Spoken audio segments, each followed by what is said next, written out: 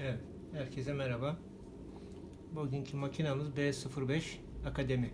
Şu an kampanyada olan bir model. 30 çeşit dikiş çeşidi olan bir modelimiz. Aynı zamanda en fazla ayak çıkan bir modelimiz. 12 tane ayak çeşidi var. Plastik deri ayağı, önü açık kapitan ayağı, çime tabanı, gizli dikiş ayağı, gizli fermuar ayağı, kapitan ayağı, kenar kıvırma, otomatik ilik ayağı, sülfile ve overlock ayağı, çift taraflı fermuar ayağı ve düğme dikme ayağı var. Şimdi burada makinenin önce iplik alt ipin masuranın çıkartılışını ve takılışını göstereceğiz. Şurada bir siyah plastik parçamız var. Bunu sağa doğru çektiğimiz zaman kapağımız çıkıyor. Alttaki masurayı aldık.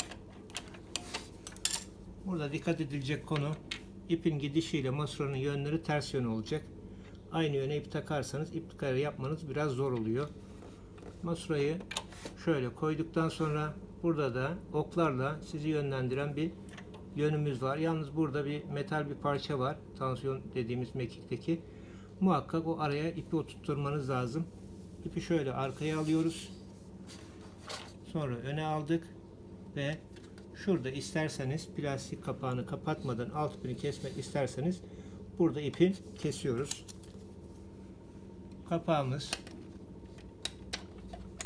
Kapağımızı kapattık. Üst ipini takarken her zaman istediğimiz tabanın yukarıda olması. Bu şekilde ipi sıkan tansiyon pulları açılıyor ve üst ipin araya oturması rahat bir şekilde oturuyor. Şurada metal bir parçamız var ve üst dikiş ipini takarken yön olarak düz çizgilerimiz var. Metale direkt önden arkaya takıyorum ve arka tarafa doğru geçip şurada kırmızı tansiyon var. Üstünde de pul var. Bu aradan aşağı alıyoruz. Ok işareti sizi zaten yönlendiriyor. Geri döndük. Horoz diyoruz. Şayet aşağıdaysa volantı kullanarak horozu üst noktaya alıp ipi sağdan sola kendisi zaten oturuyor hiç zorlanmadan. Şurada bir metal parçamız var. Ona takıyoruz. Ondan sonra tabanı indirdim. İğne bağının üzerinde 2 tane kanca var. İster sağa ister sola. Nereden rahat takabilirseniz. İğne en üstteyken şurada bir otomatik iplik takıcımız var. Bir kolaylık. Şuna indirip ipi önce şu kancayı oturtturuyorum. Şuradan da elimle yardım ederek parçayı öne alıyorum. İğneyi dayadıktan sonra ipi aradaki kancayı alıp hafif yukarı sağ ile sol ile aynı anda bıraktığım zaman otomatik olarak ipi takmış oluyor. Fazla ipi tabi çekeceksiniz. Masuradaki ipi kestiğimiz için alt ipini üste çıkarmanıza gerek yok. Makinede 30 çeşit dikiş çeşidimiz var. Bunun yanında makinamız çift kademe ve hızlı ve yavaş konumu. Şu an makinem A'da düz dikişte. Düz dikişteyken 0'dan 4'e kadar adım mesafesi. Zaten burada da bir şey vermiş. Rakam büyüyünce dikiş uzayacak. Rakam küçüldükçe dikişte kısalacak. Üstte sağdaki zigzag düğmemiz. Düz dikişteyken bu 0'da olacak. Hemen solda da makine düz dikişteyken bir fermuar falan dikeceğiniz zaman iğneyi sola ya da sağa alabileceğiniz bir konum var. Bu iğneyi sağa sola alıyor. Normal dikişte ortada duracak. Zigzag düğmem de 0'da. Makinem şu an açık. Hızlı devirde şu anda. Ben bu kadar hızlı hakim olamam derseniz hemen makineyi düşük devire alıp daha yavaşla çalıştırabilirsiniz. Makineyi yine yüksek devre aldım. Hemen iplik tansiyon dediğim kırmızı. Onun sağında bir düğme var. Bu ileri geri yani dikiş başlangıcında dikişleri sabitletmek isterseniz bununla ileri geri yaptırabilirsiniz.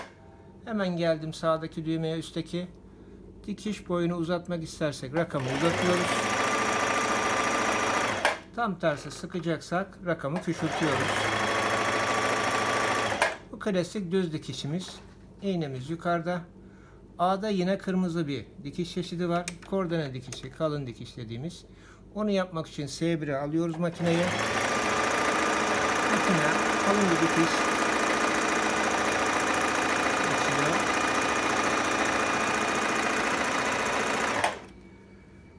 B'de zikzak çeşitlerimiz var. Normal klasik zikzak yapacaksak B'de siyah olarak gösteriyor. Hemen adım mesafesi S1'den kırmızıdan çıkıyorum, normal siyah bölüme geldikten sonra makine şu an hala düz dikiş yapıyor. Şu üstteki sağdaki düğmeli muhakkak zigzagın genişliğini ayarlayacaksınız. Atıyorum 6 milim, yani en geniş zigzag yapacaksak 6'ya alıyoruz. Makine 6 milim zigzag yapacak.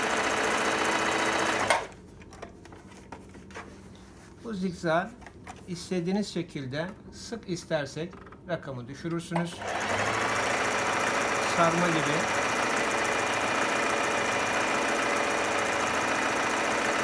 Şayet enini daraltmak istersek de üstteki sağdaki düğmeyle yapacağım işin enini daraltabilirsiniz. Bu sefer B'de 3 tane dikiş çeşidi var. Şu an yaptığımız klasik zikzak. Kırmızı yapacaksak üstteki düğmeyi S1'e alıyorum. Genişlik kümesi zayıf. Bu sefer koordineli, yani kalın bir zikzak geçecek. Gri yapacaksam B'de bir de gri dikiş çeşidi var. Yine üstteki düğmeden S2'yi alıyoruz. Bu sefer grideki iş neyse makine size onu yapıyor. Dikiş ve dikiş çeşitleri. C'de diker zikzağımız var. Yani yine dikerek zikzak diktiği için esnek kumaşlarda kullanabilirsiniz. Bütün dikiş çeşitlerinin hepsinde zikzak düğmesini 1'den 6'ya kadar istediğiniz genişlikte yapabilirsiniz. Burada A'da 2 tane, diğer harflerin her birinde 3'er tane dikiş çeşidi var. Bu makinede streç dikişler, penye Hemen dikişleri var değil mi? şu F'deki bir streç dikiş kırmızıya alıyorum. Kırmızıya aldım. Genişliğini 6'da tuttum. Evet, esnek bir penye dikişi.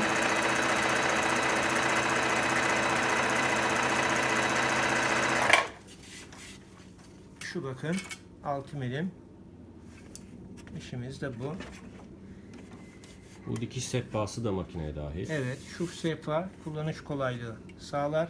Geniş bir alan kazandırır. Aynı zamanda bunun yerine takılan küçük sehpası da mevcut makinenin içinde. Bir de ilikimiz var. İlik yapacaksak adım mesafesini 0 ile 1'e aldım. Alttan iliği seçtim. Taban milini kaldırıyorum. Kumaşları rahat almak için yan tarafta iplik kesme aparatım var. İpliği kestim. İlik ayağım şu. Arka tarafı açılıp kapanan bir ayak. Otomatik ilik açmak için. Düğmeyi şu arka tarafa yerleştiriyoruz. İlik açacağım zaman. Buraya koyduğum düğme neyse makine bana o boyda ilik açacak. Ayakları da değiştirirken şu arka tarafta bir mandal var. Onu yukarı doğru hafif dokunduğumuz zaman tabanlar düşüyor. Bunun yerine şu an ilik ayağını takıyoruz. Kumaşı istediğiniz yere, nereye ilik açılacaksa oraya koyup ilk iliği bir boş kumaşta deneme yaparsanız sıklık seyrekliğini rahat bir şekilde ayarlayabilirsiniz. Bu ortada, bu altıda, 5'te de tutabilirsiniz. 6'da da olur. Arasını rahat açmak için. Sıklık seyreklikte bakın biri geçmesin. Sıfıra da almayın. Sıfırda çok sık olur. Yerinde sayacaktır. Bir de çok seyrek olacaktır. Birinin üstü. Şöyle ortada bir yerlerde. Arkada ilik işareti olan bir kolumuz var. İlik yapacaksak bu kolu komple aşağı kadar çekiyoruz. Çıt diye bir ses gelecek. Sonra pedala basmadan arkaya şöyle bir elimle dokunuyorum muhakkak aparatı. Sonra makineyi çalıştırıyorum. Dönüş yapıp başladığım yere geldiğim zaman makineyi durduruyorum. İliğimi yaptım. Evet, çok güzel. Şayet ilikleri ben biraz daha sık isterim, arası biraz daha kapalı olsun derseniz 6'da değil de 5'te tutabilirsiniz. Adım mesafesini biraz daha sıfıra doğru alıp, bu makinelerde unutulmayacak konu, her ilikte yeni bir ilik açarken şu kola muhakkak arkaya doğru dokunmanız gerekiyor. Yoksa yerinde sayacaktır.